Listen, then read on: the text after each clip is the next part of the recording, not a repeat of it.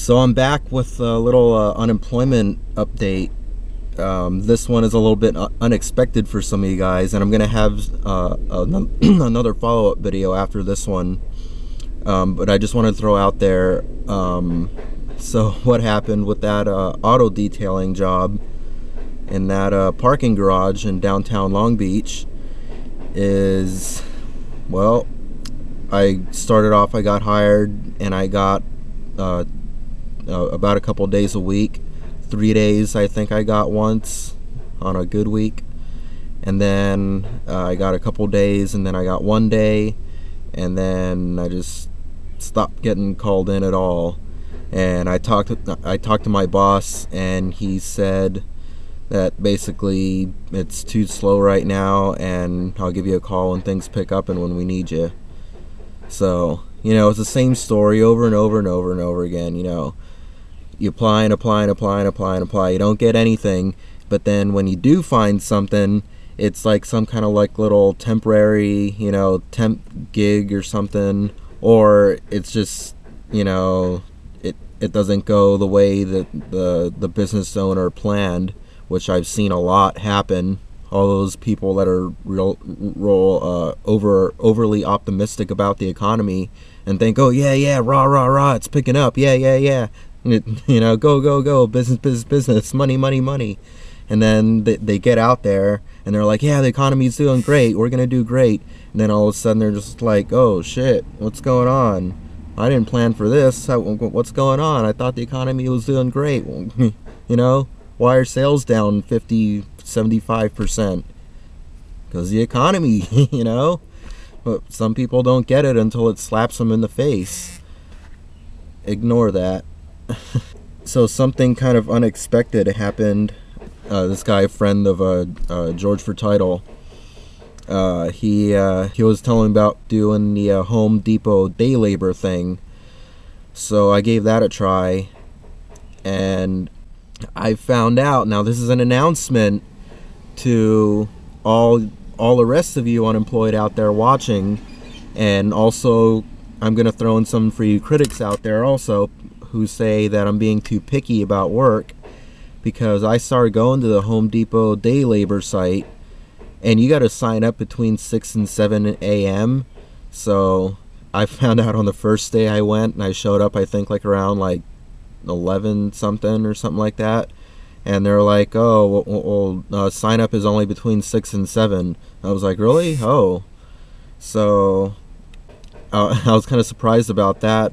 I mean, because I guess Home Depot probably opens at 6. I don't know, but it's not like it's gonna be like, you know, busting in and out the doors with a bunch of people at 6 in the morning, unless it's like Black Friday or something and they got power drills like you know, 50% off or something. But anyway, so the next day I show up, I decided to aim my time to get there by 7, or you know, just like 5 minutes before 7. So I get there, and then what happens is they take your picture ID if it's only on your first day.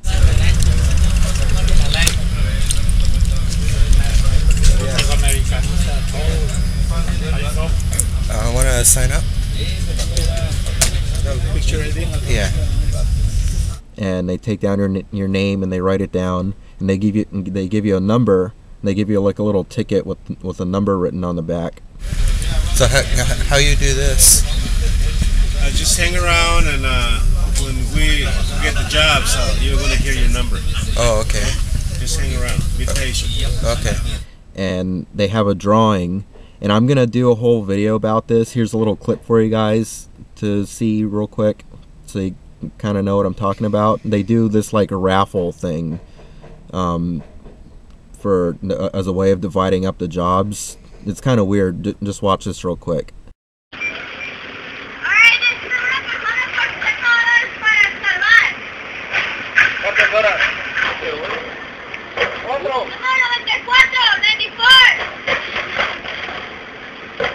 Giovanni, 94. 152.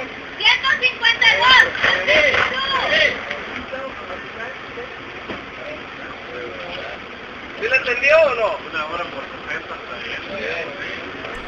So as you saw there, it's just you know that they got this big bucket and it's full of ping pong balls, and all these little ping pong balls have all these numbers written on them, and all these numbers correspond with the numbers that are given out to all the people that show up. So it's kind of I'm gonna do a more in-depth video about how all this works, but that was just a little teaser for you guys, so you want to watch the next episode. Anyway, my point is, I've been rambling on, is there's work there, okay? There is work. Believe it or not. Yes, it's coming out of my mouth. I'm saying there's work. Oh my god, what's going on? You know? Anyway, so that's the story about that. So basically what happens is people pull up to the day labor site, and what happens is that there's people who the coordinators who represent all the day laborers, and they go up to the person, introduce themselves, and find out what the job is, how many hours it is, what the pay is.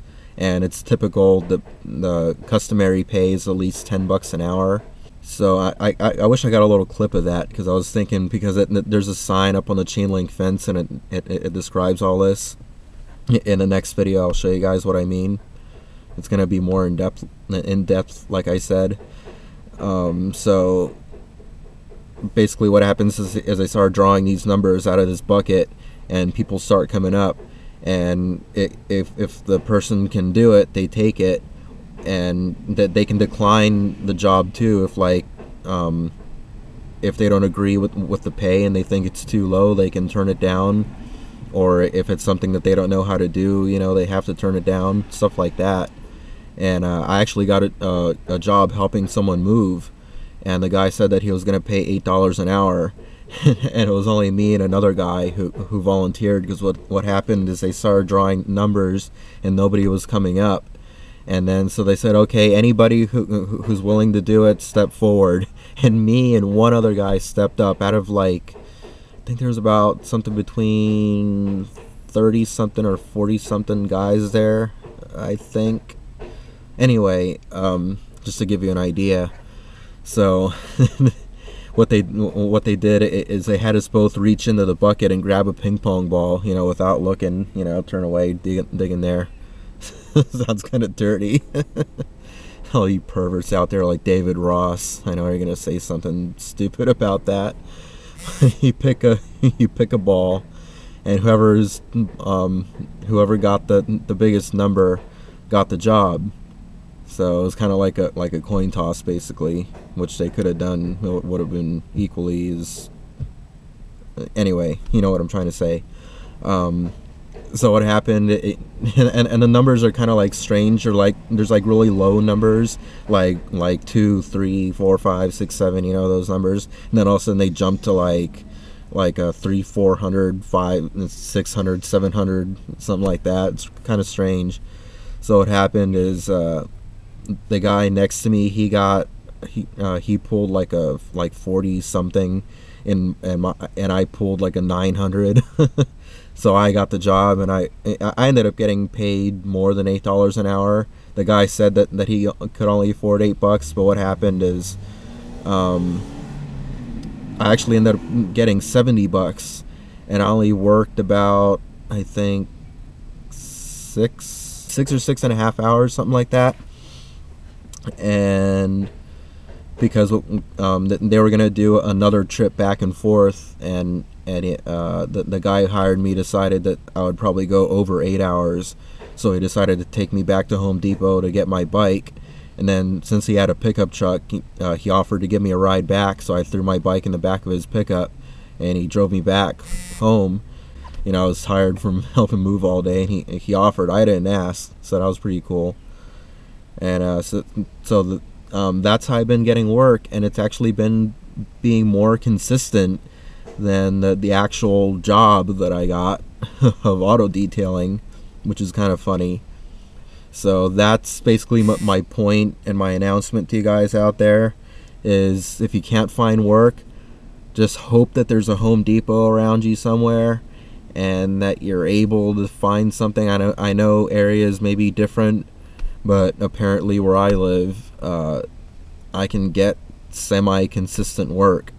I would say it has about maybe a 70% or so success rate, because there was about a couple days that I went there and I showed up and I didn't get any work all day. And, you know, I showed up at like 7 a.m. and I was there till like 3 in the afternoon. Thank God that Home Depot has Wi-Fi and it extends out to all the way to the other side of the parking lot where the day labor site is set up. So I'm able to get on my little Android phone that my friend gave me, MC Robin Hood. Check him out in the link below. He's got a YouTube channel also. And so that really helps the time go by. I probably start losing my mind if I didn't have that. Well, I could bring a book, which I do have. No, I'm not going to tell you which one. I'm going to leave that up to you. It's a mystery. Anyway, so at least I'm still able to just be like sitting there fiddling around on Facebook and checking my YouTube comments. It's like really impossibly slow for some reason to respond to YouTube comments on it. Like I'll start typing a sentence and literally have to wait for it to actually start to catch up on the screen with what I just typed. It's really weird. I responded to one comment because it just like I read it. It was one of my critics, and I just like had to respond to him. You know that feeling. And so I was like sitting there being really super patient. And that's another thing too for you guys who say that I give up looking for work too quickly. I am actually very super fucking patient. I mean, seriously, I really am. I have a lot of patience. I have above average patience. But when you've tried to look for a stable job for over 4 years now, it really starts to grind on you. You know what I'm saying? So anyway, rate me, thumbs up, subscribe to my channel, and check out my other videos, and stay tuned for the next episodes that are coming out, and check out the Blogspot page, and yeah, take care, peace out, adios.